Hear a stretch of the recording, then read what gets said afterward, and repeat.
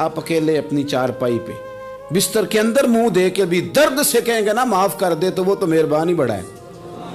میرے نبی پاک صلی اللہ علیہ وسلم مثال دیتے ہیں، فرمایا ایک آدمی صحرا میں جا رہا، صحابہ سے حضور خطاب کر رہے ہیں، فرمایا ایک آدمی صحرا میں جا رہا تھا، اس نے اپنی اونٹنی پہ کھانا پانی پیسے ہر چیز رکھی ہوئی تھی، صحرا تھا بہت بڑا، درمیان صحرا کے گیا تو تھوڑا سا سستانے کے لیے آرام کرنے کے لیے اونٹنی سے نیچے اترا۔ اب اس نے اونٹنی کی لگام اونٹنی کی نکیل اپنے سرہانے کے نیچے رکھی، ہاتھ کے ساتھ پکڑی اور سو گیا۔ تھوڑی ہی دیر کے بعد جب اس کی آنکھ کھلی تو دیکھا اونٹنی غائب ہے۔ صحرا میں وہ پیدل نہ آگے جا سکتا ہے نہ پیچھے جا سکتا ہے، نہ دائیں نہ بائیں، کھانے کو روٹی نہیں، پینے کو پانی کا قطرہ نہیں، تھوڑا ادھر بھاگا ادھر بھاگا، تھک گیا۔ کریم محبوب فرماتے ہیں وہ پوری طرح نڈھال ہو گیا اور مایوس ہو گیا، معاذ اللہ، مایوس ہو کے دوبارہ اسی جگہ آ کے لیٹ گیا جہاں پہلے لیٹا تھا، انتظار کرنے لگا کہ اب موت ہی آئے گی، آخری وقت ہے، اب نہ میں پیدل یہ صحرا کراس کر سکتا ہوں، نہ پیچھے جا سکتا ہوں، نہ کھانا ہے نہ پانی ہے، سوائے موت کے کوئی سہارا نہیں۔ حضور فرماتے ہیں وہ رستے میں دوبارہ لیٹ گیا، اچانک اس نے رخ بدلا تو اونٹنی سامنے کھڑی تھی۔ حضور نے صحابہ سے پوچھا بتاؤ نا اسے بھلا کتنی کو خوشی ہوگی؟ یا رسول اللہ جی سے نئی زندگی مل گئی ہے۔ آپ دیکھیں نا سارے ڈاکٹروں نے کہہ دیا کہ اس کے تو گردے معدہ جگر ہر چیز ختم ہے، گھر لے جاؤ خدمت کرو، ہر طرف پریشانی ہے۔ وہ بندہ بھی سمجھ گیا ہے کہ آخری وقت آ گیا، کل جاؤں پرسوں جاؤں، تیاری ہو گئی، سب لوگ آ گئے، باہر والے بھی آ گئے، یہ ماحول ایک عجیب رنگ اختیار کر گیا۔ اچانک ایک ڈاکٹر نے آ کے کہا نہیں نہیں غلطی لگ گئی تھی۔ مجھے بتائیے انداز کیا ہوتا ہے؟ بغیر دوائی کے بندہ اٹھ کے کھڑا نہیں ہو جاتا، او میں تو بچ گیا ہوں۔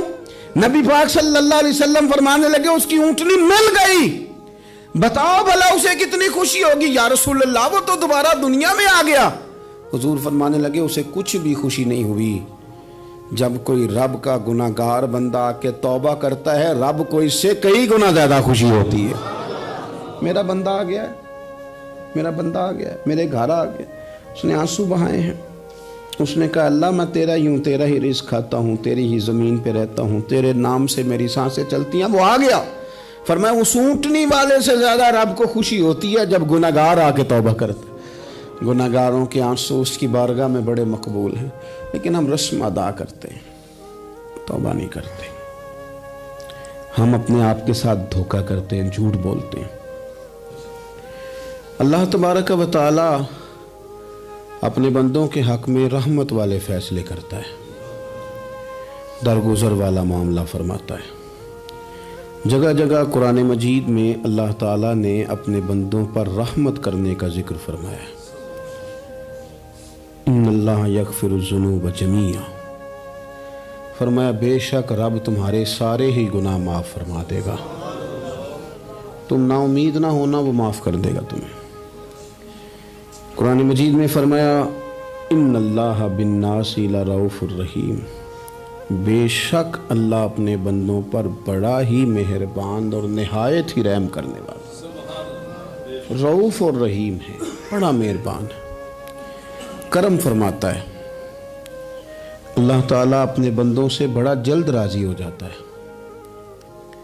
ماں پیار کرتی ہے اپنے بچے سے، لیکن وہ ناراض بھی ہو جاتی ہے بعض چیزوں پہ، بعض معاملات اس کا دل بھی دکھاتے ہیں، بعض جگہ وہ رو کے یہ بھی کہتی ہے کہ تو نے میری محبت کا کوئی نتیجہ نہیں مجھے دیا، میری ساری کمائی تو نے ضائع کر دی۔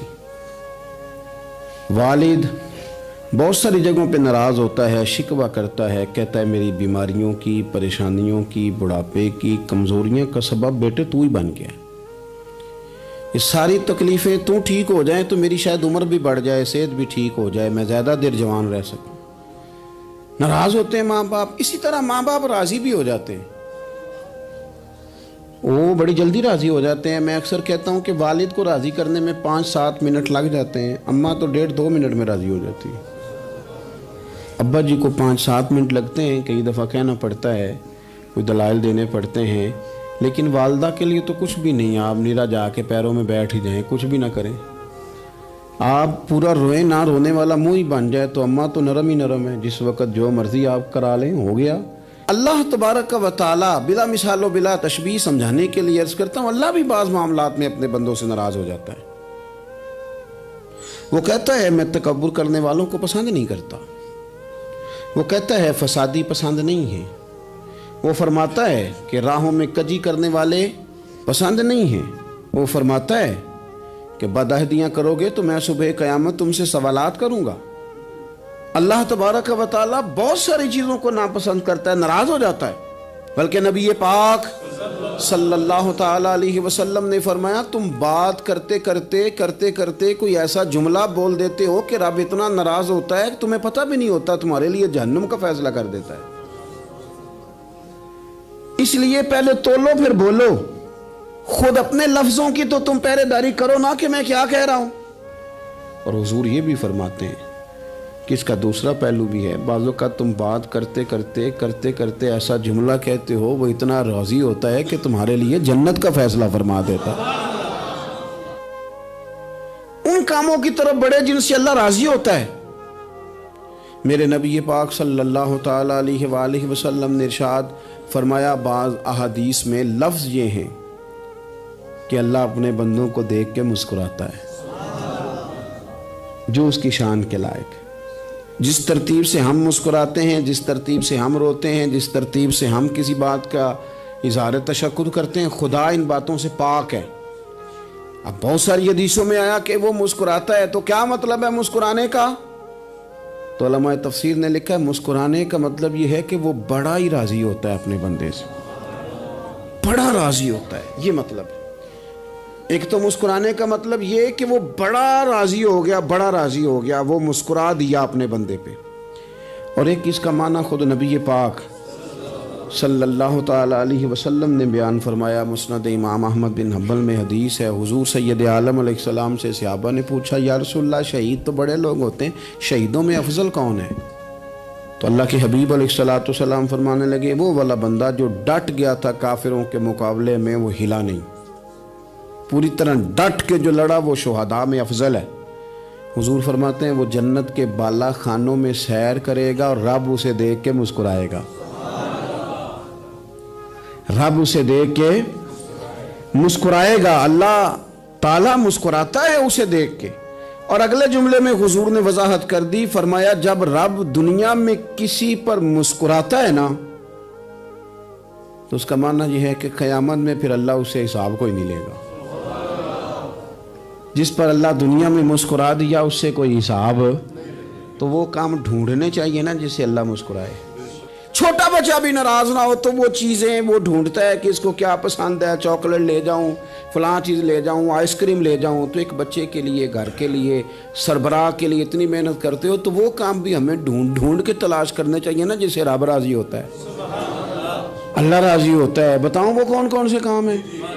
نبی کریم صلی اللہ تعالیٰ علیہ وسلم نے ارشاد فرمایا 3 لوگ ہیں جنہیں دیکھ کے رب مسکراتا ہے۔ یا رسول اللہ صلی اللہ علیہ وسلم وہ کون کون سے؟ تو محبوب فرمانے لگے ایک وہ بندہ ساری مخلوق سوئی ہے، آدھی رات ہے، رات کا پچھلا پہر ہے، اس نے اٹھ کے وضو کر لیا، مصلی پہ کھڑا ہو گیا خدا کی یاد میں، فرمایا اسے دیکھ کے رب مسکراتا ہے جو اس کی شان کے لائق ہے۔ مسکراتا ہے اللہ۔ یہ تو سونے کا ٹائم تھا، یہ تو گہری نیند آنے کا وقت تھا، رات کا پچھلا پہر۔ اور سننا میرے بھائی، میرے نبی پاک صلی اللہ تعالیٰ علیہ وسلم فرماتے ہیں جب مسلمان نماز کے لیے صفیں بناتے ہیں نا، ترتیب لگ رہی ہوتی ہے، اب اللہ کی بارگاہ میں کھڑے ہوں گے، قیام کریں گے، رکوع کریں گے، سجود کریں گے، فرمایا جب مومن صفیں بناتے ہیں تو رب دیکھ کے مسکراتا ہے، مسکراتا ہے۔ کمال ہو گئے عروج بندگی کا، جب بندے کو دیکھ کے رب مسکرائے، خدا بندے سے خود پوچھے بتا تیری رضا کیا ہے، مسکراتا ہے۔ اور میرے نبی پاک علیہ السلام فرماتے ہیں جب مجاہد جہاد کے لیے صفیں سیدھی کرتے ہیں، آج تو یہ رب کے نام پہ مرنے ہی آ گئے، یہ صفوں میں کھڑے ہوں گے، ترتیب سے لڑیں گے، ترتیب سے گلا کاٹیں گے کافروں کا یا شہادت لیں گے۔ فرمایا جب جہاد کے لوگ صفیں بناتے ہیں تو رب انہیں دیکھ کے مسکراتا ہے۔ کتنے نصیبوں والا وہ بندہ ہے جسے دیکھ کے مسکرا دیا. او یار کبھی تیرا بیٹا تیرے سامنے مسکرائے نا چھوٹا تو تیرا دل باغ باغ ہو جاتا ہے. تیری ماں بیمار کسی ایک دن صحیح طرح ہنس پڑے تو طبیعت خوش ہو جاتی. مجھے بتاؤ نا جس کا رب بھی اسے دیکھ کے ہنس پڑے جو اس کی شان کے لائق ہے. کیا اس بندے کے نصیبیں ہیں, کیا اس کے مقدر ہیں. آپ اس مقام پر اپنے آپ کو لائیں. اب دیکھیں نا یہ حدیث آپ نے سن لی, اب ہم نے نا اس طرح صفحے نہیں بنانے جس طرح ساری دنیا, اب ذرا صفحے بھی شوق سے بنائیں گے. آپ ذرا تھوڑا سا شوق پیدا کریں گے, بھئی یہ تو میں وہ کام کرنے لگا ہوں جسے دیکھ کے رب مسکراتا ہے. نبی پاک صلی اللہ علیہ وسلم نے فرمایا جب کوئی بندہ توبہ کرتا ہے نا,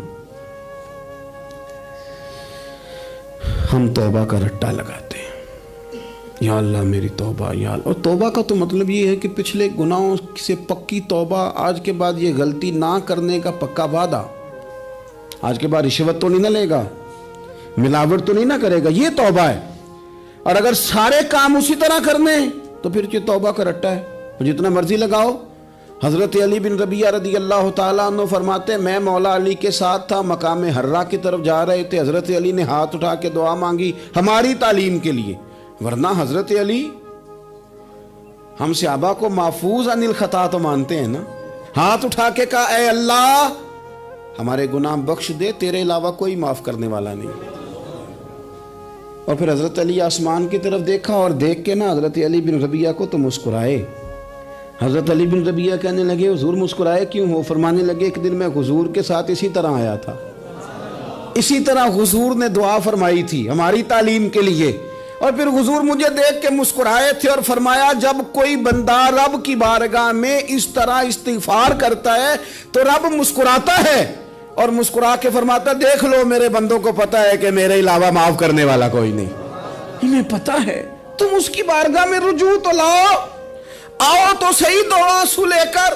اقبال کہتے ہیں کہ موتی سمجھ کے شان کریمی نے چن لیا, قطرے دو گرے میرے ار کے انفعال کے.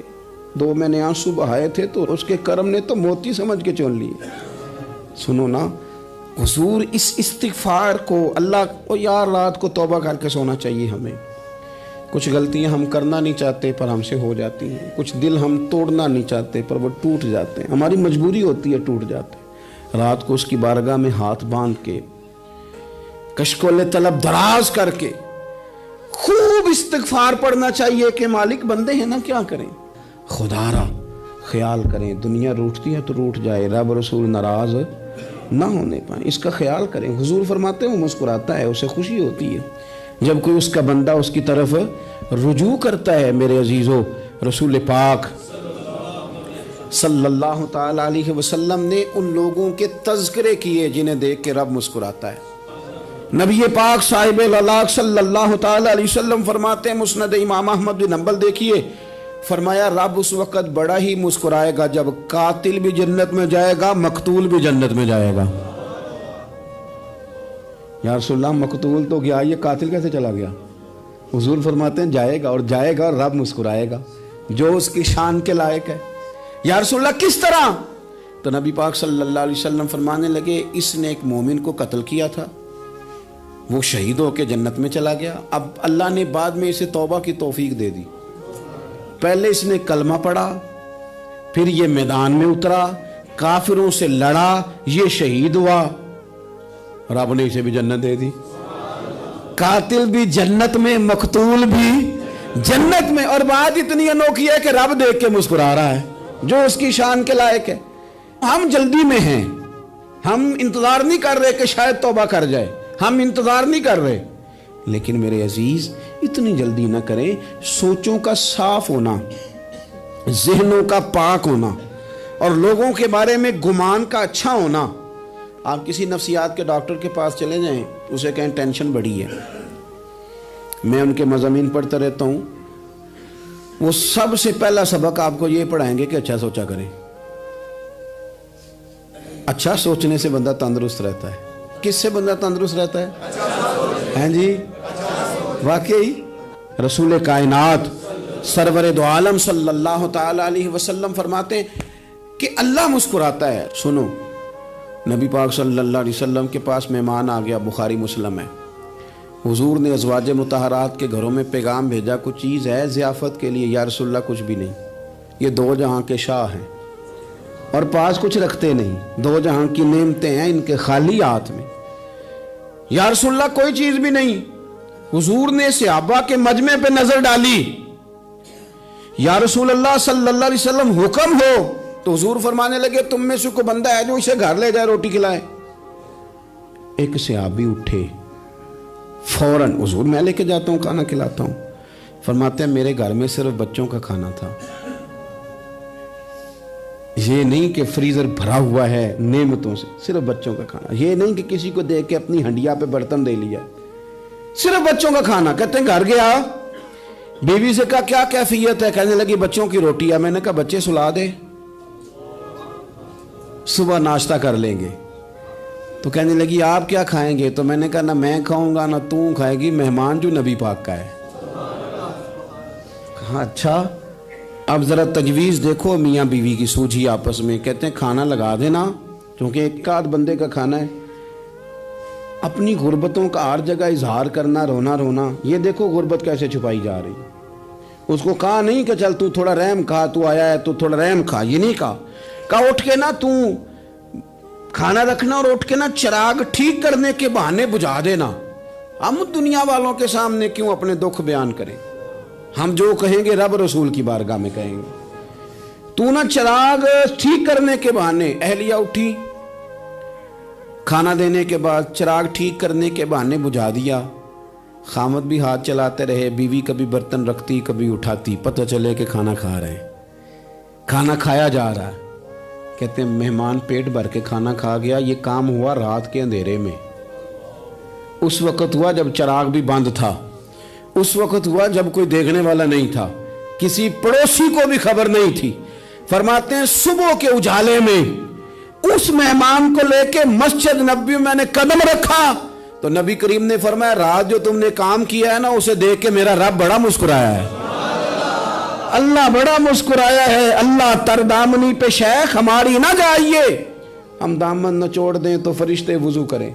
ये शान है सहाबा की। नबी करीम अलैहिस्सलाम ने फरमाया रब रात मुस्कुराया तेरा ये अंदाज देख के, और उसने कुरान नाजिल किया वयुसिरूना अला अनफुसिहिम वलौ काना बिहिम खसासा।